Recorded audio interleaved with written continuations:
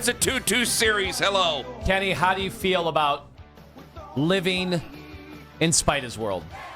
How do you feel about being engrossed in the world of Spida? I feel good about it. I feel good. Donovan's I'm been not here. playing your stupid tricks and your stupid games, and I'm not falling for it. Donovan, and the first sentence is back. No. Welcome back, Kenny, by the way. Yeah, whatever. How long has he been a Cleveland Cavalier?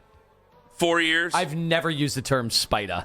And I do it all the time. People do it online. I do a radio show in Cleveland, Me and my Ohio. buddies are all sitting around. We're going, "Hey, did you see Spida last night?" 45-year-old man. Throw to the Spida audio. Owen. There's some nicknames. I gotta find it. You're a 45-year-old man. You don't use a lot of nicknames, do you? Like you said, no, but you Spida certainly do not. You said Frankie just for brevity. You didn't You were like Mr. Nickname about him, and like all the other nicknames that have ever been out there. I've never heard you use nicknames, so it's not for you. And honestly, in so many ways, I guess they're not for me. No. Like, I'll tell you right now, like there's been things like I've read during like the Throwdown or something like that over on 8, and I will like go like I walk in and it's like their segment. I'm just doing it, and they put it, and I just go in there and I go like they will write Spida. I guarantee if we do it today, someone will write Spida, and I'll go delete Donovan Mitchell or Donovan or Mitchell. I will not, because I don't do that. So it's not our thing. But no, Eagles like what 26. So of course it was just that's a normal thing. It was an awesome arachnid performance, and I just can't get over. Well, that's his nickname. It's Spida's world, Mitchell, and we're living in it. That's his nickname. I mean, the web that he was weaving last night. Okay, all it's right. Spida's world, and we're living in it. Come on, get them all out there. I know you got a John Goodman reference somewhere in here. Come on. Anything. I know it's going to happen. Judas Priest. All right, it's a 2-2 series, thank God, because I was freaking out somewhere in the middle of the Caribbean because I'm going, this is not.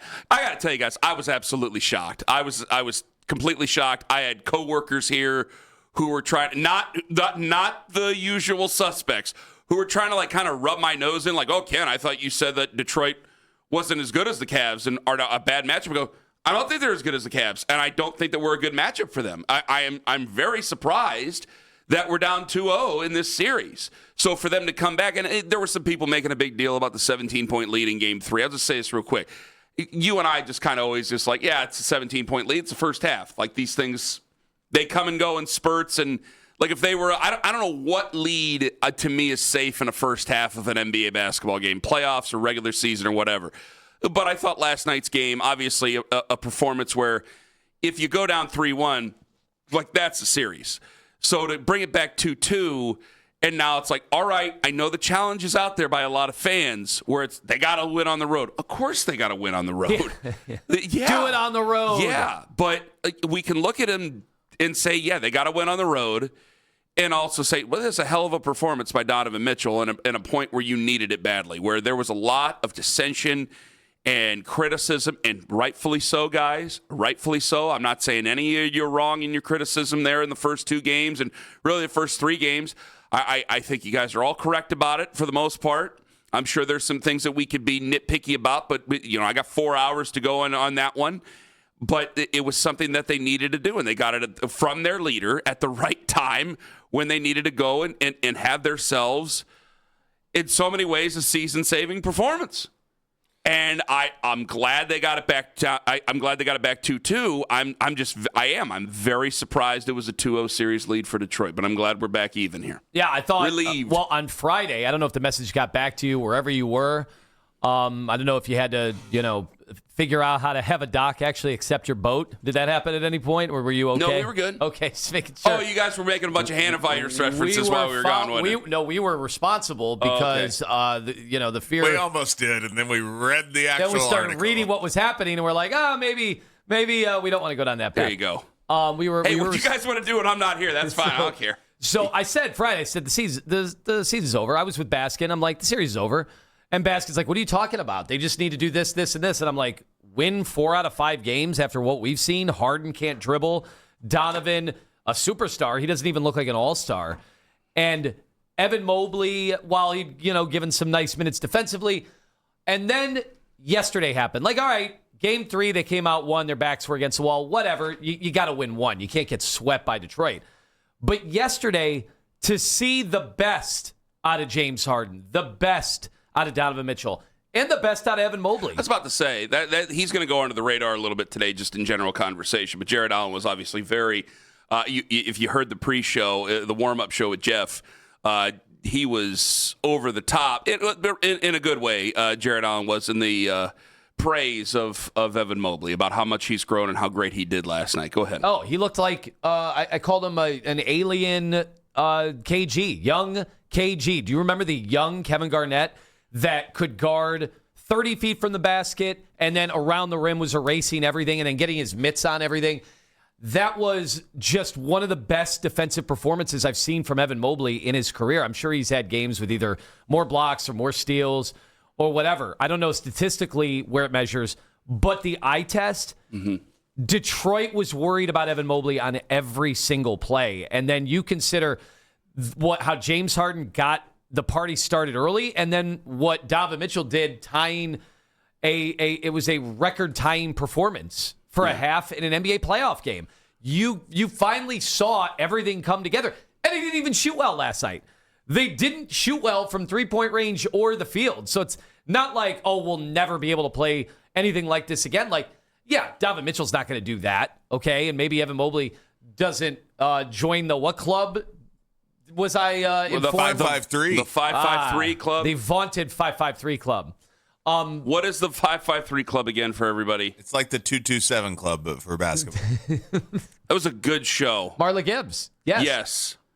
The 5 rebounds, 5 yes. assists, 3 steals, 5 blocks. But he had 5, but he had 5 assists, 5 blocks, 3 steals, and to go with his 8 rebounds. Either way, it was an awesome performance from Evan Mobley, and for him to be able to show that, for Donovan to do that, and Harden, all the synergy of everything coming together, where it was an ass kicking. I mean, the score is 9. That didn't feel anything like that. That felt like a total ass kicking in the second half.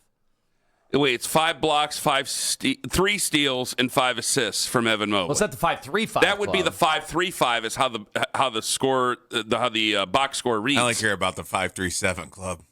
Well, there's the 537 boys. Is he a 5-3-5 boy? God in heaven.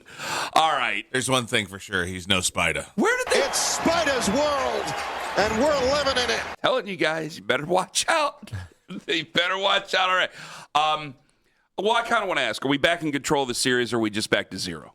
Are we just back even? Yeah, it feels like I should point. It feels like it is. Like, yes, we know. They got to win on the road. You can't win the series. I think that's the way a lot of fans are going to feel today. And they haven't won a road game yet. Okay, so obviously important. I thought they got a better whistle yesterday. Will they get that? Will they get a better whistle? Don't give it away what we're going to sell at 6:23 because JB did what he does best. Well, and I railed on the officiating game 1 of the series. I didn't use game 2 nearly as much, but I thought game 1 it was ridiculous. We weren't allowed to contest any shots. Every single one was an automatic whistle, and it just felt like that the entire game 1. But we put pressure on Detroit in a way that we had not, even in the game 3 win. We put so much pressure from moment 1. And I know there was a lot of consternation about Atkinson going back to Wade in the starting lineup. But you just saw the havoc that they were creating. And I know Detroit erased that lead in quick order by the end of the first. But you made Detroit feel you from moment 1. And I thought that was fairly evident that there was a different physicality. Like, you couldn't leave that game yesterday and question the team's toughness, which had been the buzzword in the catch-all that we use every time they lose a game. Yeah, it's been the way it's been over the last 4 years. The point where, like, we got so sensitive about that nickname that you notice, like, I kind of got defensive about the Indiana series, going, well, guys, wait a minute, they just got beat by a better team against Indiana. But that's something that, again, you have labels for a reason. They're carried around for a reason. I just thought with last night, like, you should be back in control of this series. I still think you're the better team. I don't think, even though he was the best overall player on the floor last night, arguably you have the 1A best player on the floor at any given time. Well, Cade, you're debating whether Cade or Donovan is the better player. For an entire series, for an entire season, I think that Cade is taking over. Cade was better. Cade had a better year than Donovan, yeah. And so I know that's a controversial thing to say, but I think if you went like 10 out of 10 NBA guys would probably say Cade Cunningham right now over Donovan. However, Cade can't do that. He can't do that. He doesn't have that in the arsenal right now. And to see what he was able to do yesterday, Donovan was, I think in so many ways, I would not be surprised. I do think that the biggest reaction we're going to get is that we're just back even and that we can't trust them, things like that. But I do think that if you have the better overall team, which I still think you have the better overall team, Cunningham might be the best player on the floor, but I still think obviously you have the better overall team. Are they trusted enough to be said you're, quote, back in control of the series? I don't think we'll get a lot of people saying that this morning. I don't. I think that you'll get a lot of people who are relieved that it's back to 2-2, that you have to recenter yourself, get ready for Wednesday night. It's a quick road trip, but again, it's not that far away, so you don't have to really kill yourself getting around, all those other things. It should be a better scenario playing out for you. However, I just think that so many people just are not trusting of them, considering the way Toronto shouldn't have taken you to where Toronto took you. Let's be serious here. And then you go out to a 2-0 series deficit to start things off where, again, I was shocked and get a lot of text while I was on the boat about how wrong I was. And I go, yeah, I was definitely wrong about that. I thought it would be a terrible matchup for the Pistons, and I thought we'd win in 5 or 6, which, okay, I was wrong about that, but I'm just glad we're back to 2-2 now. Yeah, well, it felt like it was hopeless earlier in the series. I know it was just 2 games. And that's a typical thing to overreact, but just in seeing, you had to watch the games. All right, yeah, Cavs lost the first 2 games, that happens. But to see the way that they lost the games, where James Harden looked washed up. He completely looked washed up. Nobody could deny, even his biggest supporters could not deny how bad he looked in those first 2 games. And then Donovan, just seeing how far he was from the Donovan Mitchell that we had seen usher in these superstar playoff performances. And that was what he did yesterday. And James Harden, the last 2 games, especially in the clutch in Game 3, like they are playing a balanced game. What did James turn it over how many times yesterday? I mean, it was a total control over the affair the entire night. And that was what was so awesome to see. He had turned it over only twice. Yeah. So that obviously That's a much good. better That's performance. A good amount. Hell yeah.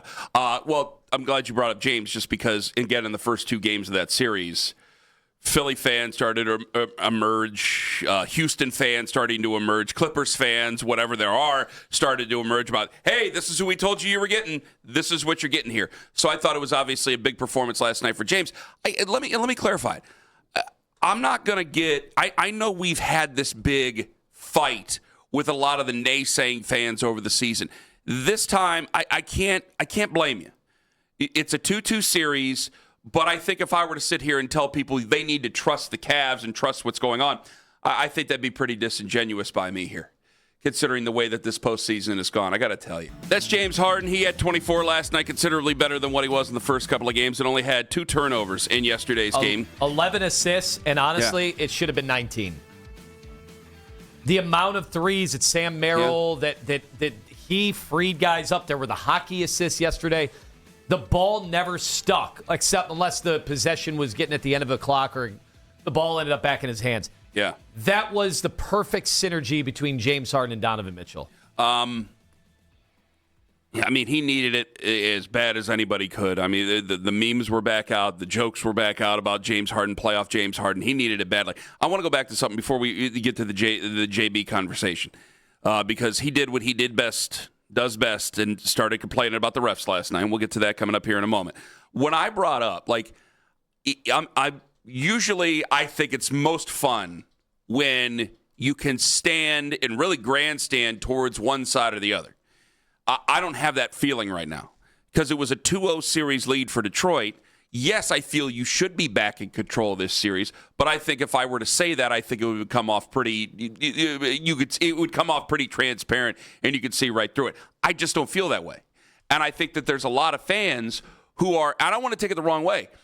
I think a lot of people are just they're relieved we're back 2-2. We're back even in the series. I don't think that they're being naysayers. I just think that they're relieved and going, okay, now the next step is winning in Detroit on Wednesday. And I think that's a perfectly fair assessment, considering that maybe there were some people who were just as surprised as I was, because I thought that we were a terrible matchup for Detroit, with or without Cade Cunningham. I thought we were a terrible matchup for Detroit. It wasn't something that we just said after he had the injury. It was something that we had basically said all throughout the season. It's like, man, if we match up with Detroit, it seems to be a pretty good matchup for us.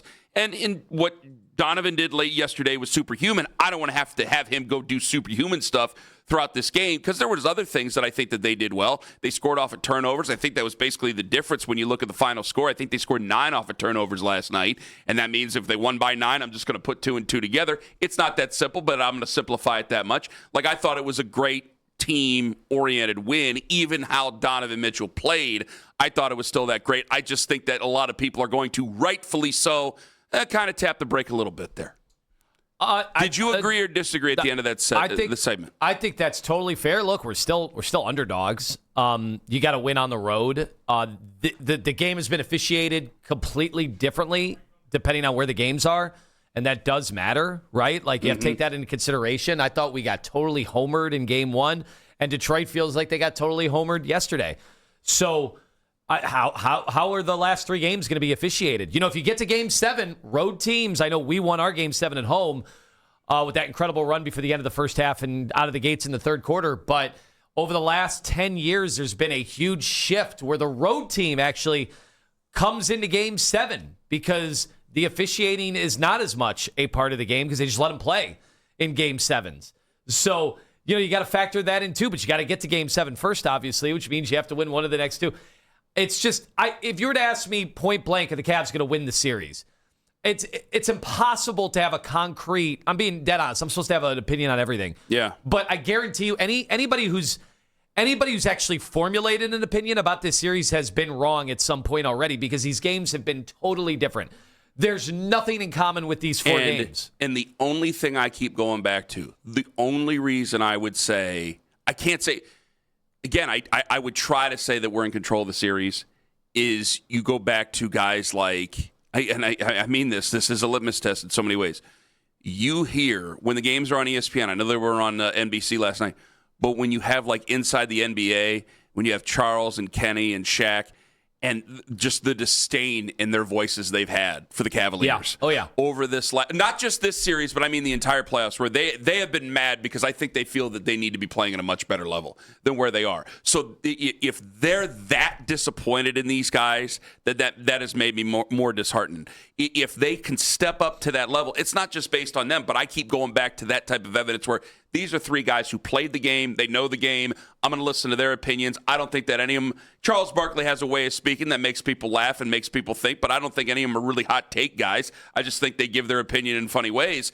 And I think the way that they've said it, I think, is absolutely right. And I think a lot of Cavs fans would agree with them. Yeah, to me, normally it's always the national guys on a Cleveland team are over here, and the home fans, the homers, the delusionals, at least the emotional are over here. No, we've all felt the same way. We've all been disappointed in the Cavs. The team that I was doing rah in the lead up to the playoffs, trying to wake the city up. Then I watched them play against Toronto, and I'm like, no, you guys are right. You guys are right. This is a malaise, and this malaise carried into the postseason, and the malaise carried into the first 2 games against Detroit. And then it had me thinking, is it not even a malaise? Are we just not good enough?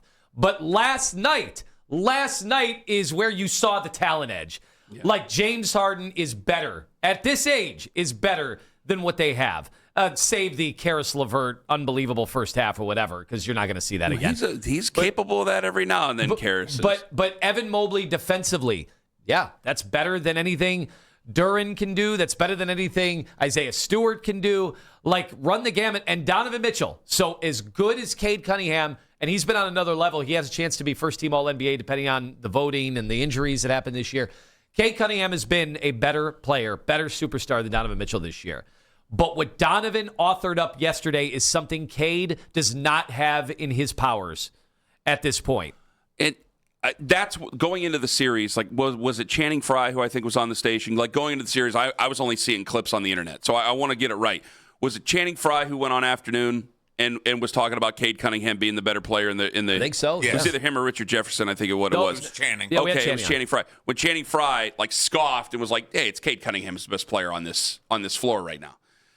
I know that we don't want to admit it per se, but I think that Cade Cunningham is in a place where maybe he could author that up in the future. I would expect much more out of Donovan Mitchell in this moment than I would out of Cade Cunningham. By the way, one team's in their first foray into the postseason. This has been over and over can for score Donovan. 40. It's not like that. It's not a total assault on your entire city where nothing can be done to stop it. Cade is going to take a ton of shots, and he's going to get to the foul line. It's going to be bruising. No, what Donovan did yesterday, reminding everybody that when he has had those 50-point games in the playoffs and the high 40-point games in the playoffs, and he's done them in a Cavs uniform too, not just Utah, that he still has this otherworldly ability to just fill it up. Yeah. And what we saw Karis LeVert do for a quarter and a half, he could do it for an entire game. And the scary thing is he only did it for a half yesterday.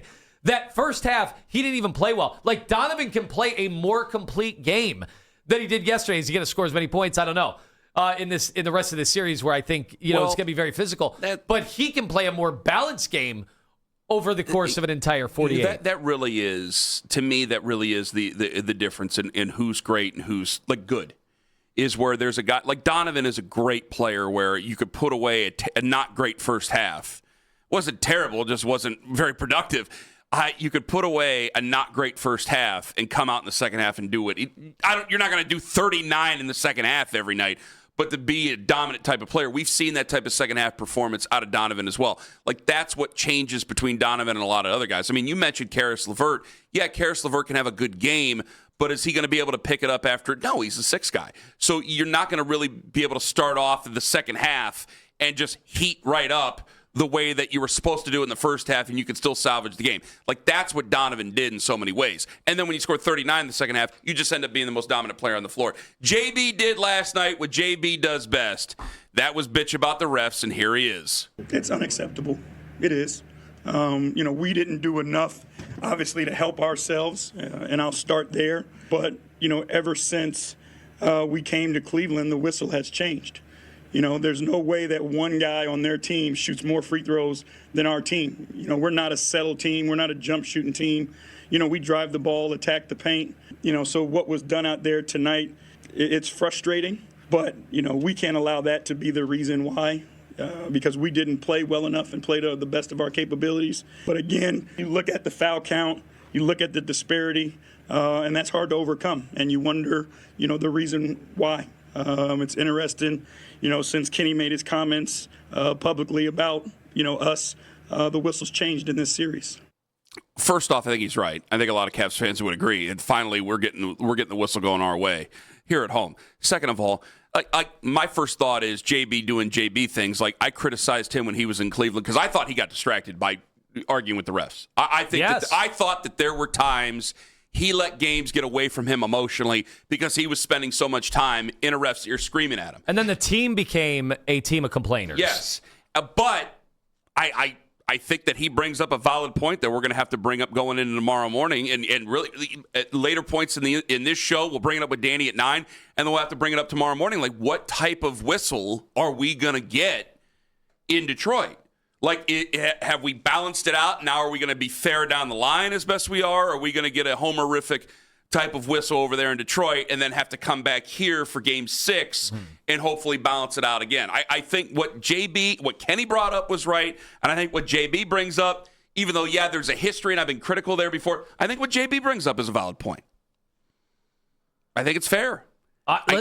Listen, I thought Kenny wasn't demonstrative enough about the officiating early in the series. That was one of the things that was brought up, too, is that they thought maybe there was a lot of Cavs fans thinking maybe Kenny should be in people's ear the way that JB has been. Because I made a point. Baskin was in for you, and I just sat here saying, man, Kenny's just sitting. He's just sitting the entire time while JB's berating the officials. And normally, I don't like that. I think you can be too much in your own head, and then the officials can actually lash out at you because of it and then not get you calls. I do think there's a fine line in trying to, quote, work a ref.